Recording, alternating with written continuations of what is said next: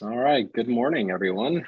Welcome to the March 23rd Strategic Planning, Technology, and Transportation meeting. I'd like to call this meeting to order. Do I have a motion to approve the agenda? Motion. Second. All those in favor? Aye. Aye. All right, next on the agenda, approval of the minutes from the January 26th meeting. Motion to approve. Second. All those in favor? Aye. All right, next up is a technology update from Mr. Jay Parker. Aye. Good morning, everyone. Good morning, sir. Morning.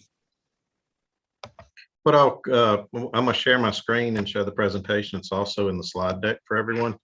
It's it's all updates. There's no action items in this. It's just informational so that you'll know the status of many projects and technology services and where we are with each of these. The first one I'll give you is we've been bridging the digital divide since 2017. So what that means is we've been providing hotspots for students with our partnerships with the Sprint 1 million and now T-Mobile 10 million project since 2017. The numbers in front of you indicate our amount of hotspots we provided. As we approach COVID, we had about 9,000 hotspots in our district. Going into the 2021 year, we had 10,000 hotspots in our district for staff and students. And also with this year, we were provided 4,680 hotspots at no cost from the 10 Million Foundation for our students. And they're based on free and reduced lunch applications for students. If they fill those out, they immediately qualify. So we have plenty of those, and we recognize the need for staff having connectivity. So we purchased another 500 using emergency connectivity funds. These are the questions that we asked the students when we initially started this project in 2017-18 school year. It was the spring of 2018 when we put these questions out there. If they answered no to any of these questions, they automatically qualified. Those questions now have been dissolved, and the T-Mobile has now just gone strictly to a free and reduced lunch application for any students, and it's provided to them at no cost. There's 10 gig a month for each of the students to use to remain connected to digital resources outside our school district. With any project, you want to have a review and lessons learned. So with our process improvement, we went back each year to discuss what we needed to improve upon. And starting in 2017-18, you can see that we just didn't have enough devices when we started with 650, obviously. And then the next year, we expanded that to middle and high schools. And then the following year, we went to all schools and provided them out. We were able to develop a process internally where distributions occurred the first 30 days of school. And we had those in the students' hands, and Sprint actually certified our district as a Sprint certified district and adopted our process for all the other school districts to use for distributions and eligibility requirements. With the 10 Million Foundation, it's been a great partnership with them over the last 5 years. They're still providing hotspots for us and still opened up more than 10 gig of streaming space for our students. And they also have entertained thoughts of giving us more for our staff. Currently, we're purchasing 500 for our staff with emergency connectivity funds again, but we're entertaining discussions with them as adopting more for our instructors so that when they're off campus or they have limited connectivity, they're able to provide the instruction for our students. Projection device update, and I'll roll it all the way back to 2019-20. We use capital funds to replace 529 devices across our schools. And to remind each of you, the average age of our projection units in schools is approximately 10 years old. They're at the end of life. So we started an initiative in 2019-20 to start replacing those with capital funds. Those funds were redirected over to 3 through 5 Chromebooks in 2021 because of the need of having a remote device for our students and connectivity. In 2021-22, we were able to use ESSER funds to add more devices for our schools. So we actually added already some panels for our schools. As you can see, we're at 1,239 devices that have been replaced in our schools. We had surveys in May of 2021. We had surveys in in November of 2021, and we're providing surveys again next month to indicate any failing devices. So there's 3 requirements to that. One is that the device must be failed, it must not be repairable, or there is not a device in the instructional space. So those are the ones that we're identifying in these surveys. And as they come up, we'll use ESSER funds to replace those devices. Exchange email. As you know, your email it's hosted with Microsoft Exchange. And in the past, from 2017, we had our servers in-house. We have now migrated all of that to a cloud environment they call Microsoft Azure.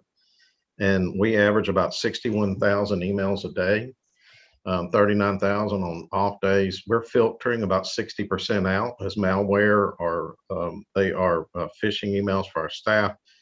In May of 2020, we formed an agreement with Microsoft called Education A5, which included Microsoft Teams, included our advanced threat protections, and using Microsoft really to lean on them for the first scan of any malicious activity with emails. We implemented a multi-factor authentication also to get to your email. That's where you actually log on to your email, you get a code to your phone or your personal email, and you have to put that in to access into your device. So that means if I know your username and password, I still can't get on your machine unless I have that code to sign in. We have a cybersecurity analyst that's been hired and filled with a position, and they are daily monitoring all of this and mass emails. We see fraudulent activity every day, compromised accounts, and we address those daily to protect our district, to ensure that we're providing the highest level of protection for all of our district resources. We also have a preferred choice of cyber criminals is to impersonate leadership, and you've seen those in your emails where someone impersonates you as a board member, as Dr. Houlihan or one of our leadership. We are actually looking at opportunities to block anyone from impersonating, again, by looking at the digital signature of the email. So that's just some of the pieces that are coming forward. Here's a snapshot of what Microsoft Exchange looks like online. It just shows you the total amount a week of how many emails we get. Our edge protection is our Dell EMC servers that protect it. Our rules are designed to stop any of these malicious emails.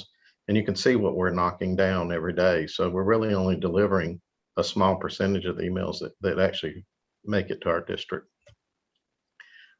According to the FBI, these are the top cyber threats for K-12 school districts. Number 1 is phishing. That's where they make a targeted attack onto our employees. They obtain credentials of one of our staff members. They send out a lot of emails that says, go buy this gift card, you won the lottery, click here to, put your credit card information in. Those are the phishing emails, and they have really ramped up. We've seen, thousands every day come in, and we're so far we're filtering most of those, but you just can't get them all. The cyber criminals change their technologies and their methodologies as we move forward. Ransomware is one of the largest impacts to any organization, be it school district or in a private business. Any breach of ransomware costs $3 million to recover on average or more. And we're working hard to protect our district and ensure that there's enough resources around if we do get breached, that we have a way of making a recovery. I'll let you read the others in here, but and I can answer questions on them at the end. Our process going forward is to create a cyber awareness, and lately you've seen an email from our division pointing you to some videos to make, to give you more awareness of what these activities look like, what to examine when an email comes in. And we're going to provide ongoing training with this cybersecurity, because that is a huge threat to any organization, especially K-12. With ESSER funds, back in July, I presented these are the way we wanted to spend our ESSER funds. The proposal was made for these initiatives. All of those have been completed. The money has been spent, and this is how it was spent for each of these. Just so you know how this money was accounted for. With emergency connectivity funds, the same thing. It's just this is also applications going through our E-rate platform. They call emergency connectivity funds. It's through the federal government. This is the money that was spent, and just all of these have been received, and we've also completed all of these tasks. As in the past, you've seen my technology roadmap. with each of these years at the bottom will indicate each year. Anything that's highlighted in red has been completed. Anything that's in black is either in process or hasn't been started yet. If we do allocate resources or find an initiative that we can move forward with, then those are indicated in red in future years also. So to develop this went through 2021. We also go through 2026, which we'll see on the next slide. So all the way up to here, we've developed a roadmap. This is in no way an indicator of all of our projects. This is just a high-level view of some of the activities that are happening in technology services. So it just gives us a focal point moving forward, keeps everyone on the same page as far as our efforts and where we're headed to, and some of the projects moving forward. This is the last slide in here, and it's just a reminder about cybersecurity, that we're doing self-service password recovery. The two-factor authentication has been implemented with our board members, with our cabinet staff, our principals, our APs, all of finance, all of technology services, and now we're moving to schools to take over them to implement that next level of security. Also, the last item was an ask from NCDPI to allow our parents into NCA Cloud. If you're unfamiliar with NCA Cloud, it's a single sign-on platform that the state hosts, and it allows you to get into resources such as Discovery Ed, into your Power School, and also into Canvas. And this year was the first year that parents were allowed into that single sign-on platform, and we piloted that successfully, and they will implement it for all districts starting next year. So that's all I have right now, unless you have any questions for me. I have one or two questions.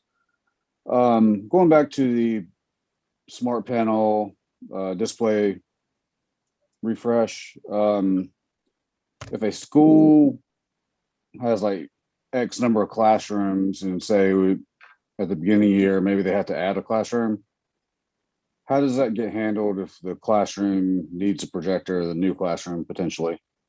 So each principal is provided a Google form, and when we send that out to them, reminding them of their past requests and room numbers, plus the vacant rooms that are not accounted for yet, principals can indicate how many devices they need, and that happened in May, November, and will happen again at the beginning of next month.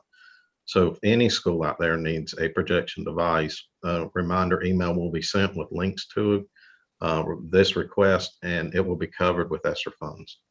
Okay, so I guess if it's in the middle of the year, so they may have to add a class for a number of reasons or whatever, can they get one in the middle of the year potentially, or? They can, based on one of those request dates.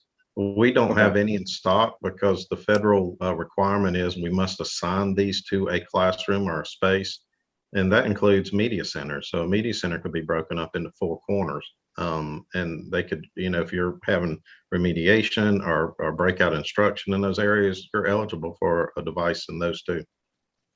Okay, and my second question was, with the Chromebooks that are, I guess, can't be updated past a certain OS level. Correct. And you can't run the iReady. Where are we at on that? So we will surplus our 2nd grade devices right now. Our oldest Chromebooks we're using in 2nd grade. They were actually previously used for 6 years in our other grade levels, and now we've rolled them down to 2nd grade, and we left a subset of those. At the end of this year, we will entertain surplus bids on those devices and move those out of our district. They're basically internet computers. They cannot run the current applications and platforms that are required for students. So those will actually be mitigated out and sent. Okay. Thank you very much. Any other questions? No. Okay, thank you. Yeah, you, so Jay. no questions, Jay, but I did want to say, I mean, you guys are extremely busy with the number of projects that you have completed and what you have upcoming. So I appreciate all the hard work, especially the due diligence around cybersecurity. I know things are crazy these days, so appreciate you staying on top of that. Yes, sir. Just wanted to thank you for the very thorough update. This was great to see everything in in a 10-minute presentation. So Yes, appreciate sir. it. Thank you, sir. Mr. All Chair. right. Yes, sir. Yeah, you didn't steal my thunder. I was just second what you said, because I was going to make like-minded comments, and to Jay and his team, just so proud. Every time I've personally needed technological assistance, you all virtually, for all of us, you just seem like you just drop everything just to jump in. And I know you're doing the same things for the schools and for the staff. And, my question is always, Dr. Houlihan, do you have any concerns or any futuristic, visionary moments for our technology department? Is things from your perspective, how are you seeing it, and how are you viewing Jay and his team? Well, first of all, Jay and his team are doing a phenomenal job. They've, since he has been here for the last 3 or 4 years, his leadership has been very much needed in our technology services department. And to your point, I think his leadership style and attitude is all about customer service, whether that's with anyone on this call, a parent, a family, a principal, a teacher, whoever it is out there that needs help. So we appreciate what they're doing. I think that there are 2 challenges that we need to recognize. We talked a little bit about this with the finance committee yesterday. One is the fact that we still are seeing significant kind of backlogs of inventory, and the time it is taking to get supplies, materials, and other kinds of items here. And so we're trying to be as proactive as we can in ordering ahead of time to make sure that by the time we have certain deadlines that get like the first day of school, that we're prepared. But that is still a global challenge, I believe. But Jay and his team are working through it. The second part is always going to be a budgetary issue. We've had a very difficult time collecting technology fees from families that have devices that are either broken, that we have to replace, missing cords and power strips. That's an ongoing issue that we cannot sustain. We have put an item in the budget request to take a little bit of fund balance out to help replenish some of Jay's budget, because we're always kind of behind the game, it seems, on getting backup materials and backup Chromebooks, especially. So those are the only 2 of the main challenges that I see right now. But as with always, he's got a plan, and he's working with our other departments and finance team to fix it. So good job to Mr. Parker and his team, and to the board members. We appreciate your support. Thank you so much. That's it, Mr. Chair. Thank you very much. All right, moving on, we'll have a transportation update by Colin Moore. All right, thank you, Mr. Chair. Committee members, good to be with you this morning. This is my second SPTT committee meeting, so glad to be here. We've got quite a few items for transportation this morning. We've got a couple of updates that Mr. Denton is going to share with you. We're going to give you a little fuel update to tell you kind of where things are with fuel. As you can imagine, fuel pricing is having an impact, but not so much with us. And Mr. Denton will talk about it a little bit more. We've also got a bail schedule update for you. There's no change from the proposed bail schedule from the current year. So we've got that. We also have Mandy Benton, who is our manager of transportation routing, on the call that can answer any questions that you may have about that. I know there's some principals that have questions about bail times, and we're trying to work through those as well. So, and then we do have an action item for you. We do Smart Bus School Bus Safety Program. Mr. Denton will give you a little bit of additional information on that. So without any further comments from me, Mr. Denton, I'm gonna turn it over to you. Good morning, everyone. Thank you, Mr. Moore. We'll start with the fuel update. We are fortunately not in a situation that many other LEAs are in. We did, I guess I got to move around a little bit or something. My lights just went off. Hold on a second.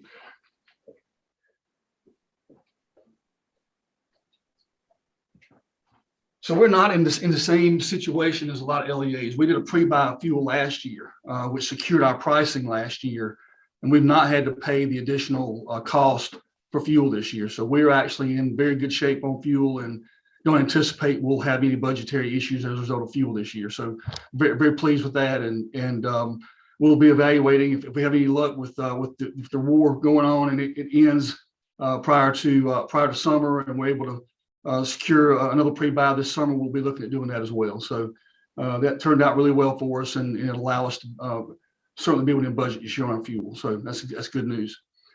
Moving on to bell times, we do not recommend any changes in bell times for this coming year. We obviously don't know yet how many students will ride in the fall.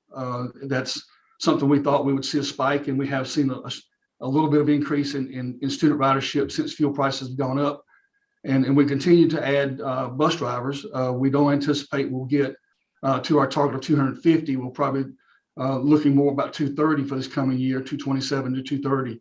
And so with that, we don't believe we can recommend any changes in bell times. We need to have that same flexibility between the bell schedule so that we can run double runs and be able to complete those runs on schedule. We did have a couple of comments from principals that we worked with them individually on their issues, one particular early college. We're working with him now trying to get our buses to early college by 9:30 in the morning. That's working out really well. That's our commitment for next year without making a commitment to change the actual bell time, because we know in the afternoons we cannot arrive any sooner. So that's kind of where we are on bell times for next year. We normally have taken action, I think, in the past on this, but since there are no changes, I don't know, Michelle, if you believe we need to have any action or not. Probably not. Just want to make you guys aware of what we were doing, and we'll stop taking any questions about bell times that you may have. Quick question about bell take any times. action, Scott. Sorry. Oh yeah, you're fine. KATA is under the Piedmont area. Shouldn't they get their own bullet or highlighted area? And is that time correct on KATA? Well, they're actually under the Piedmont area because that particular supervisor has traditionally looked after those buses and been the main point of contact. So we organize the schools based on who they would call for service. Okay. I guess if we're going to put this out to the public, it might be good just to have them as their own area, just for public knowledge, so they don't have to kind of hunt for it. But we can certainly separate them and Wolf and also early college if that makes it a little easier. Yeah, because they're all three sort of magnet type schools anyway. That's a good idea. I don't have a question about the bells, but I have a question about fuel. Yes, sir. How do your pre-buys work? Let's say you do another buy this summer and the price goes down from when you buy it. Are you still locked into the price where you bought it, or can you get released from that contract and just buy it on the market because it's cheaper? So there are a couple things to remember about pre-buy. We bought 400,000 gallons last year, and we had 2 years in which to use that fuel. Because prices have been so much higher this year, we're probably going to use all that pre-buy in year one.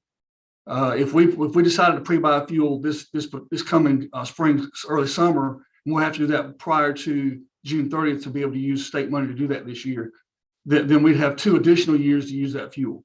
So we could play the market and always take the lower cost, either the market cost or the pre-buy cost, whichever is lower. That's how we actually play that. Now, if you got down to the end of year 2 or close to the end of year 2 and the pricing was lower than what you paid for it, then technically you will lose money. Yes, that is a fact. But you're not losing money from that year's budget. You paid for it with the prior year's budget, so the money's already been spent. Right. But yes, you do. That is a risk that you take. Yes. Thank you. It is a good budgeting tool, however, because you know in advance how many gallons of fuel you're going to have to use, and it kind of sets you up for future year success. In that, even if you end up losing, 10, 15, 20 cents a gallon, in this case more because the price is so much higher right now, then obviously that is it. You still have you have sort of budgeting factor in there that you paid for with last year's money. So that's we're ahead right now in our budget because of that. Do you remember what you paid for it on the pre-buy and what the market price is now? If we didn't have the pre-buy, what we'd be paying? We paid $2.36 a gallon for it last year, and last week it was $3.81 a gallon. So we're saving what, $1 and Times 400,000. yeah. Well, of course we get 7,500 gallons of load, and that price changes every week, so it can fluctuate up and down every week. Well, it ain't going down. I hope it does at some point in the near future, but not not right now. Yeah. Is there any concern, or you hear anything from our provider that,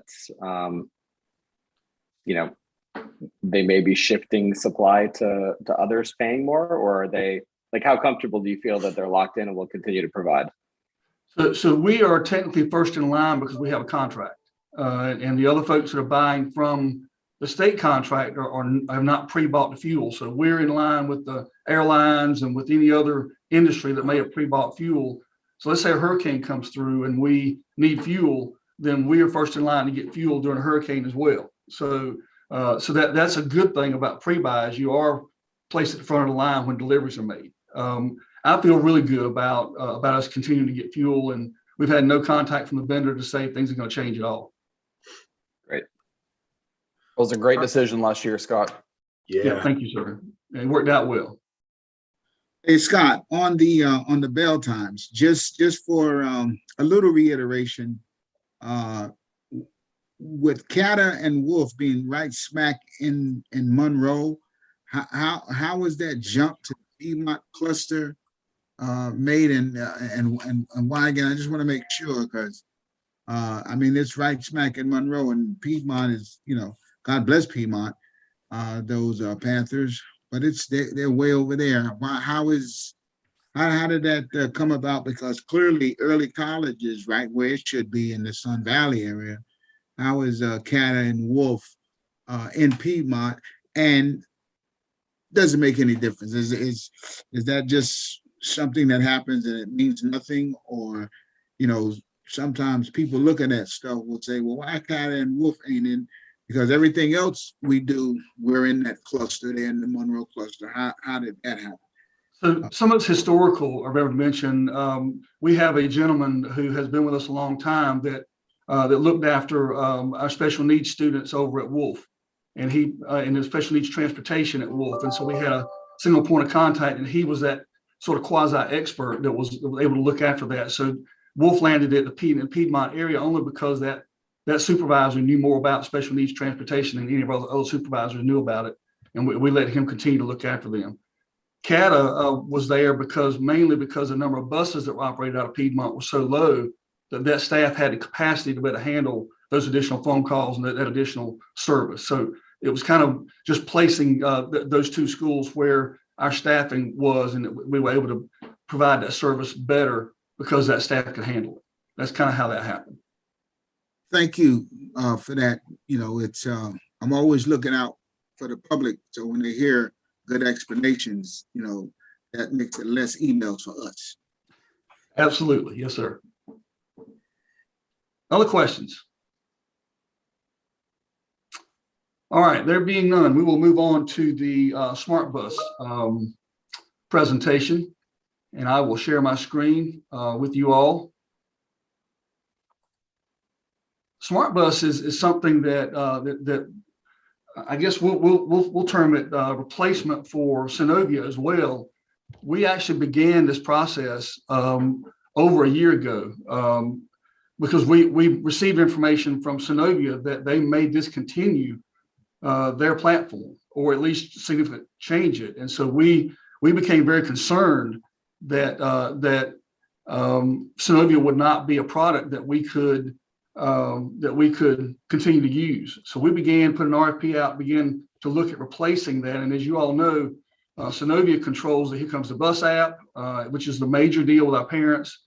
It also provides the business software of getting information from Power School and the accountability side of our folks processing that information and turning it around to the school so that they can communicate with parents. So that's a big deal for us. The Synovia platform was a big deal for us.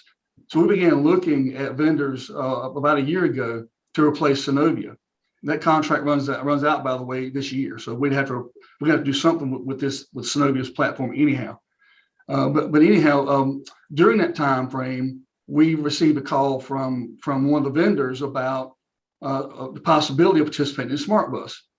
And that's I think Ms. Marsh will remember this. She got a bill from the General Assembly that had our name in it with money appropriated. And she called me and said, "Hey, what's this?" And I said, "Well, we had a meeting with some folks and they asked us if we'd be willing to participate." And we said, "Well, as long as we're not forced into it, certainly we'll take a look at it."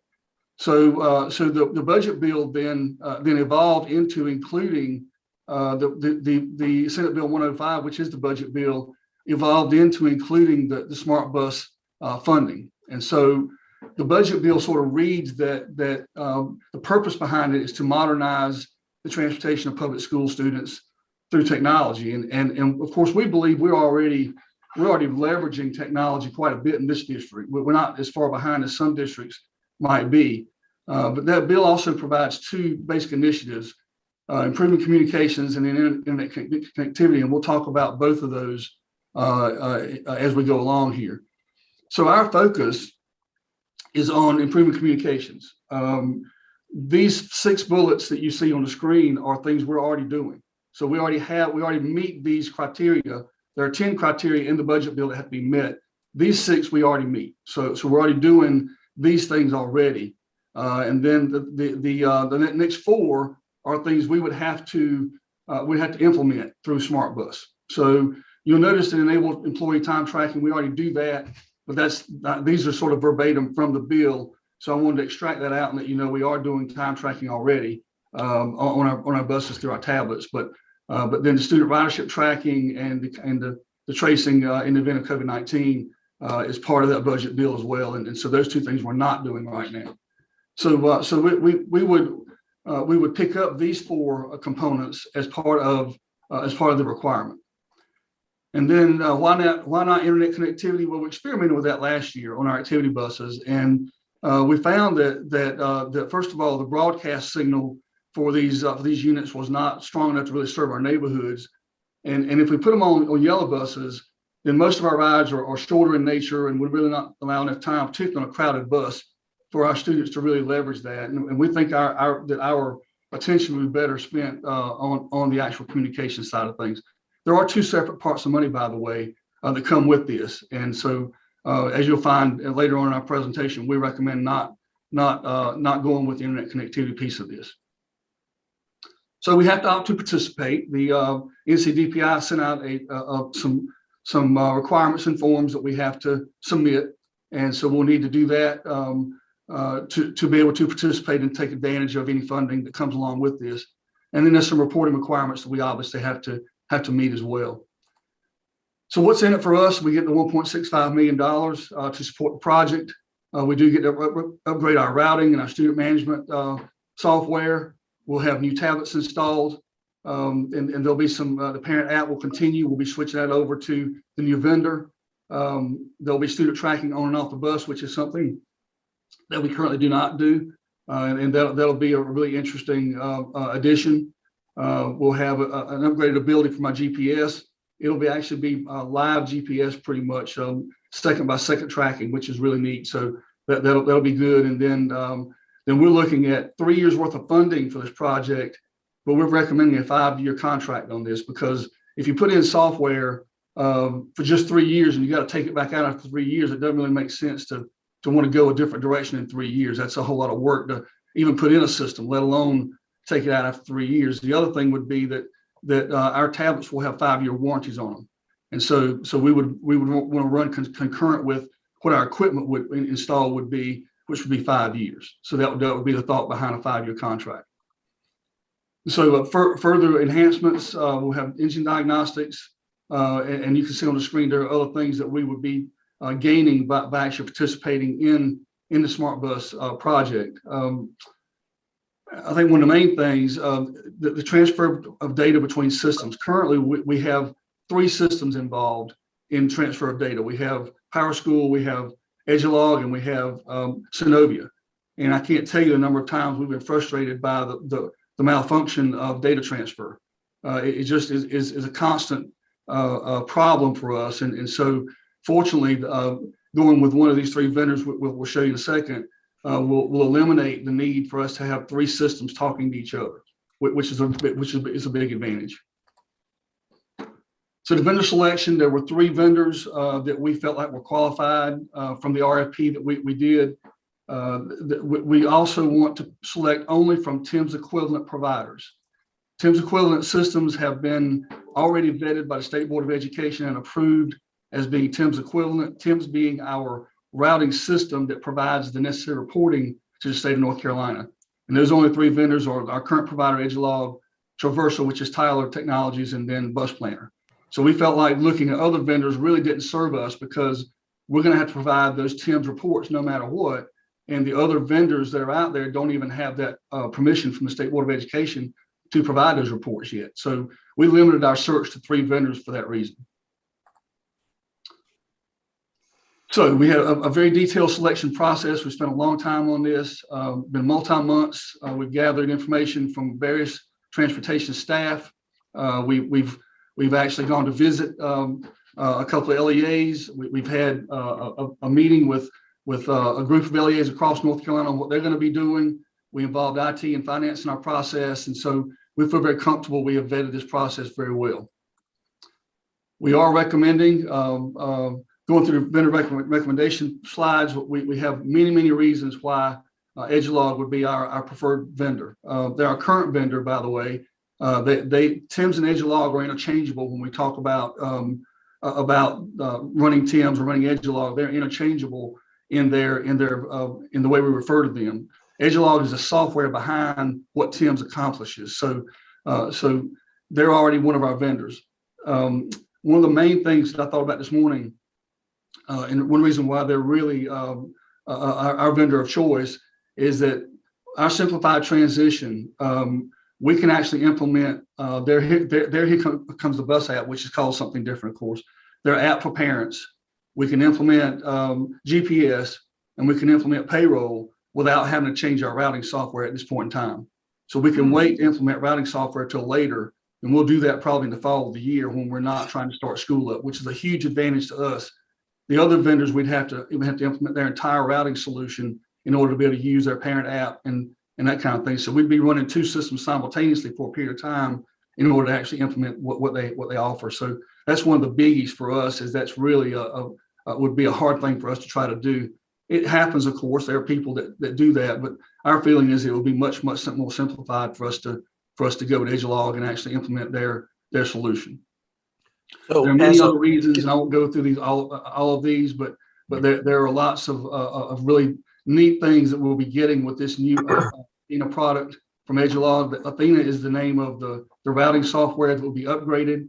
There's a plan in North Carolina to upgrade to that product as well. And so that's another reason why we think this is really a good idea. We'll get ahead of the curve, get the latest technology. And one of the things I can say about the state of North Carolina, the arrangement they have with Edgelog doesn't always provide the latest, greatest routing software.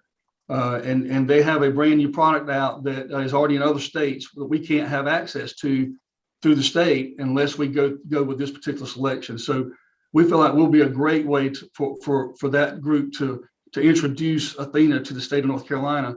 The other main reason for us, and I'll go ahead and go to the next slide so you can kind of look through some of these things as well, is that they're going to partner with us to closely mirror what our current business processes are. The other 2 vendors, and I think the other 2 vendors have a great product, but it's our feeling that Edgelog is going to work with us to closely mirror our current processes more so than what the other 2 vendors would. And so that's also a really big deal. We believe our processes are very good, and we think we do a good job with how we handle the addition of student transportation, how we communicate back with schools and parents, that whole process and how we work, we feel like is a good process. And so Edgelog has indicated a strong willingness to work with us to develop that process and dovetail that into the Athena product. So we're very excited about that and think that's a really big advantage. And I think the last thing that I would say about the actual advantages would be that our staff feels most comfortable with that, and our staff has to implement this. So certainly I want to give Mr. Joyner, who's our assistant director, and Ms. Benton, who's our routing operations manager. They've been very, very diligent in going through all this information with us and they both agreed that they believe Edgelog would be the best product and the easiest transition for us. So with that, people want to know about budget impact. We'll get $1.65 million from the state through the grant funding. We will need to continue to fund locally our vans and our activity buses for our GPS edition. That actually will cost us a little bit less than we're currently paying through Synovia. We do recommend a 5-year contract, and the overall cost of the program over the 5 years. Our current 5-year cost is $824,000 based on our current contract with Synovia. Our projected 5-year cost would be $763,000. So we believe we can do this with all the upgrades and all the neat additions that we'd have, all the efficiency we'd gain, and do it for actually less money than what we're currently spending. So our recommendation is to choose to participate in Smart Bus. We do have to complete the paperwork for DPI to send that back in. We also recommend selecting Edgelog as our vendor to provide the services, and we're also recommending a 5-year contract that would run concurrent with our equipment and allow us to utilize the features and the software for an extended period of time. So what other counties doing? And some people have that question from time to time. We coordinated a phone call so far with other participants in the Smart Bus pool of candidates. And so far, you can see on the screen how many folks are leaning toward Edgelog. They're all in the same process we're in and having to go before their board, make recommendations and that kind of thing. Interestingly enough, only one school system is favoring Tyler at this point. So I thought you'd be interested in knowing what that looked like. Our timeline for implementation, we want to complete the application process in April after the board meeting, provided that you all approve our recommendation. And then the funds should become available in April for us to spend. We'll finalize the contract in April with Edgelog. And then in May, we'll begin project implementation. And of course, there are literally tens of steps that we would go through and different phases we go through before June 2024 to be fully implemented. But that's kind of an overview of what the project timeline would look like. And we will turn it over for questions at this point in time. I have a couple quick questions. So the new application, which will replace Here Comes the Bus, will be able to tell me when my student gets on and off the bus, actually, rather than just when the bus comes into the radius area? That is correct. We're advocating right now, Mrs. Sides, for use of cell phone technology, because right now that's not available, but we issue cards for students, and students would swipe their cards on and off the bus, so you would know the precise location and time that your student got on and off the bus. Now, we want to use smartphones because we believe that most middle school, high school kids have smartphones. And so as a substitute for a card, they're more likely to keep up with their smartphone. And just like you use an Apple phone to go with an Apple Pay when you go into a restaurant or a gas station or whatever, we want to be able to use that same type technology to be able to have our folks using their smartphone to get on and off the bus with. So each student would download an app to their phone for it to be able to track. And then that wouldn't apply to younger students that don't have a smartphone. That is correct. We would issue them cards, badge reader cards, and then of course we'd be looking at ways to use those cards in the cafeteria and as well in our media center as well, right, and for different uses in the school. So they would not be limited just to transportation if once we get this thing in place. And you said final implementation would be June 2024. Would parents and students from our end see a change for the next school year? Will you implement the bus app right away? So our plan is to have Here Comes the Bus. I call it Here Comes the Bus. Yeah. That's not the right terminology for the new app, but that equivalent product would be rolled out for this coming school year, along with payroll integration and GPS integration. So we'd have those three things would be for start of school this year. We'd probably put in Athena, which is the software, in the fall of this year. And once that's put in, then we will move on to student ridership and Medicare, the Medicare piece, Medicaid reimbursement piece, and those final pieces would probably be summer of 2023 would be about when we'd start those. does anybody have any forecast of how much Medicaid I assume that's Medicaid reimbursement for Wolf students, or students with special needs as far as transportation. Do we have any idea how much that reimbursement could be? I don't have any idea, and that's something that we're gonna put toward the back. We're gonna backload that thing for us, because implementing the other parts of what we have to do are a much bigger challenge than that. Now, Mandy's already been working on that Medicaid eligibility thing, and I don't know, Mandy, if you have any comments about it or not. But I know you've already been checking into how we might leverage that. So as we move along in the project, that could come sooner.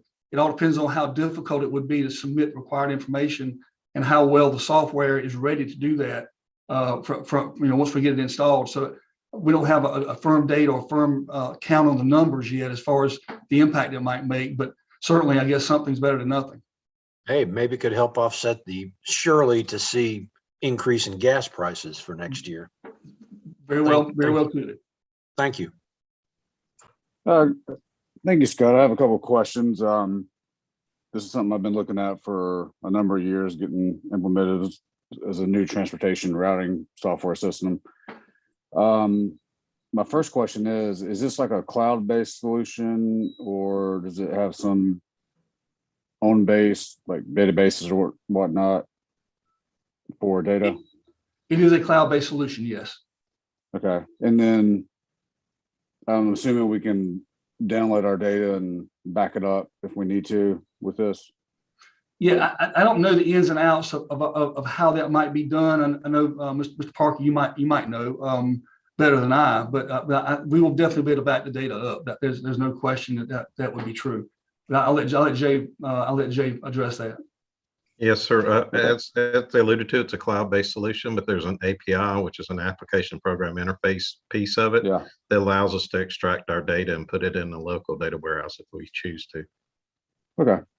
And then my next question is, I guess with the app where you swipe in to get on the bus or a card, there's going to be, I know some people that probably don't want to do that, or might be some tracking concerns with that. How are we going to deal with people that might have concerns with that? Can they opt out of it? We haven't gotten that far yet. That would be something we could talk about and decide as a team on how we want to treat and handle those requests. That's about the best I can answer at this point in time. Okay. Could I add to that? Do you know off the top of your head what percentage of parents / for our students are utilizing the current Here Comes the Bus app? What penetration do we have? I know we use. You know the actual percentage for that? No, sir, I don't know the percentage. I do know that we have the majority of our student ridership, those students that are assigned to a school bus, I'm going to say 25,000 accounts that we may have. Now, with that being said, that could be multiple accounts for one student, but that's definitely something we could get for you, Mr. Sides. I was just curious. It kind of goes back to Matt's question. Rather than have them opt out of the whole thing, they might just, like Matt said, want to opt out of the card or whatever tracking. Yeah, I think we would, certainly we would encourage all our parents to get the app, because the app will provide, information about where the bus is, and they can follow the bus and they can set their own parameter about, how wide of an area they want to, when the bus gets close to their home, whatever, they can narrow that scope down to give them the notification they want to have. So we always encourage that, and certainly we'll need to decide as a district how we want to treat the cards, and we'll have to have some policies in place about replacement cards, and do we charge for those, and there'll be some things we have to go through as a district to figure some of that out.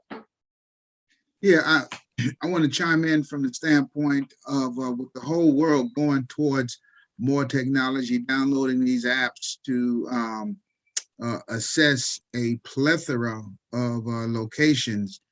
Matt, did you foresee, folks having issues with that, since that's a readily used procedure of technology now? Has that been a concern? I would have thought, as I was hearing it, that the parents would be extremely happy that one less card download on the phone, no more than just holding your phone like you go to the airport and beep, beep, beep on through. Was there some concerns? Well, I mean, there's always some concerns from some people, I guess myself included, what's the potential of your child being tracked off hours, stuff like that, what have you. With a card, I mean, it's not so much being tracked, it's more of a swipe. You're not really being tracked per se, unless it has like RFID tag in it, yeah, there's always that concern. I mean, something you always should ask at least. So the feedback, we did call one of the systems that's currently using the student tracking through Edgelog and out of Washington State, and that transportation director, the biggest challenge they had was kids losing cards. They really have a lot of parent concerns about tracking. In fact, they said the parents loved it because they could tell precisely when the kid got on the bus and when they got off and where they were. And so the parents really liked it. It was just that they had to figure out how to manage the card issue when kids lost them or didn't bring them, whatever. And he said that they had pretty good success with the elementary students attaching them to their book bag, because the kids bring their book bag every day. But that's why I'm thinking if we can go with the smartphones in middle school, high school, then that limits the number of cards we'd have to issue and keeps our costs down. And that those kids aren't going to lose those phones most of the time. So that's how we'd like to go about trying to implement it. There's very little. There's very little. Go ahead, man. I was going to say another thing too. They have majority of time too is their Chromebook. So I don't know if we can put something out to scan that or put a tag on it, maybe. No, possible. We'll have to talk with the vendor about what that looks like when we get to that point, because obviously we're not going to do that right away, and we're still a year away. And as you know, technology changes so much.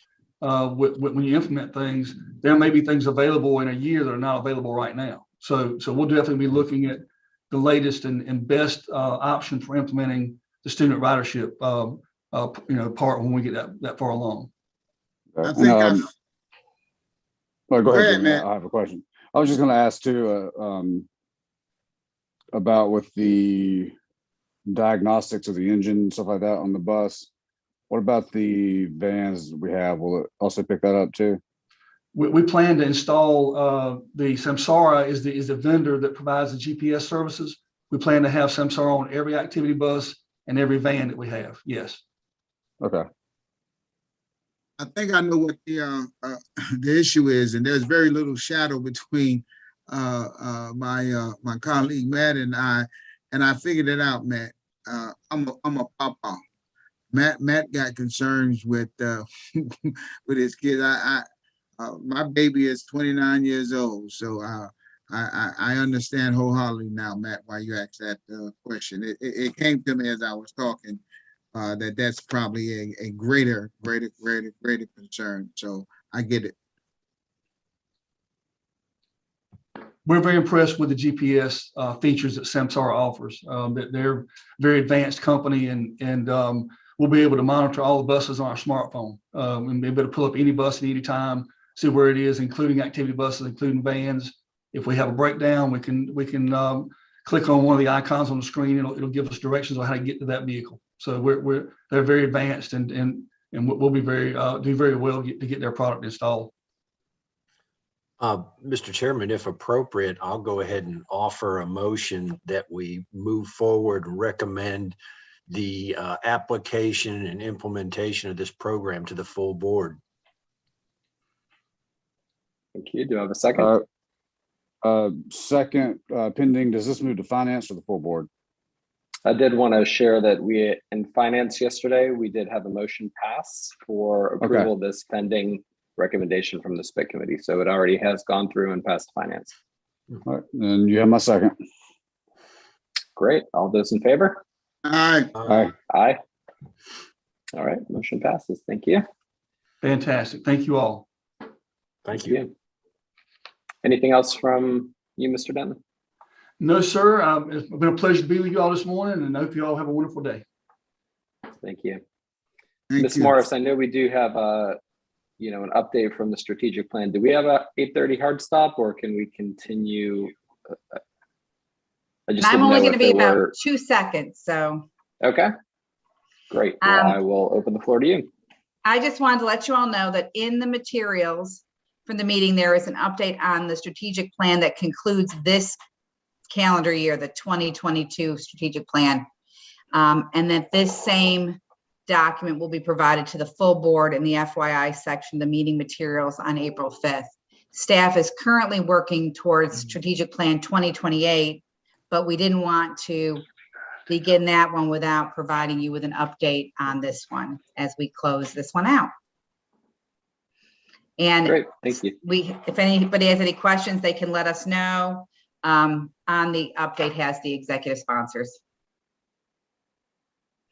Thank you very much. Any questions for Ms. Morris? All right, hearing none. All right, so information to be taken to the full board will be the Smart Bus recommendation to move forward for the Smart Bus program. That's all I had. Is that correct, Ms. Morris? That's correct.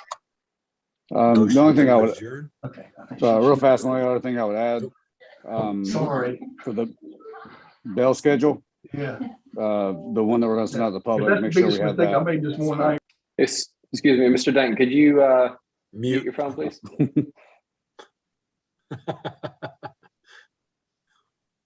It happens. I think we're good. With the bail schedule, make sure we get one that goes out to the public with that has KATA as their own highlighted line, not a cluster. It should be their own cluster and whatever. So, and Wolf. And early college too, didn't we early, say? early college. Yeah. Okay, yes, we'll make sure that gets updated. All right, very good. Well, our next scheduled meeting is April 27th at 7:30 a.m. That will be at the PDC. And with that, I will entertain a motion to adjourn. Motion to adjourn. Second. All those in favor? Aye. Aye. All right, thank you, everyone.